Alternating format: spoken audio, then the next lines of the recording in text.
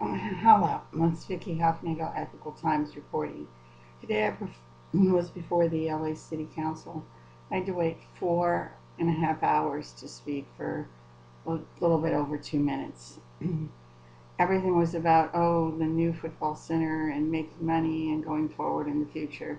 Very little is going on in our city about cleaning up the crimes we already have and that continue. I reported the fact that there was a lack of enforcement, but I didn't get to tell the whole story, on crimes in which loans were stolen from one mortgage company and given to another called Novastar Mortgage Company, and that these crimes involved Laguna Beach Financial in Laguna Beach and all of its agents, with the exception of a few who refused to contribute to these crimes.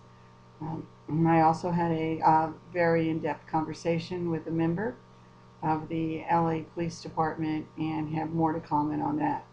At this point, you need to know that it was made formally to the LA City Council that multi-millions of dollars have been in this city and that have not been investigated because the police department and the financial crimes unit is not informed and not educated and has no idea about these crimes at all. And that's how our system has failed us. Also, the attitude is if you own a home, you should have $30,000 to $50,000 to be able to go to civil court. Everything is being pushed off to go to civil court, that these are not really crimes that require criminal action. So that attitude is very strong as well. There's a real reluctance to look at banks and the people who run banks, mortgage companies like Novastar, and see them as for what they really are. They're a bunch of criminals.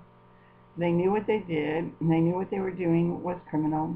And then the other people who bought their loans, such as Morgan Stanley, Mellon Bank, and people who bought Novastar loans knew that they were buying criminal loans.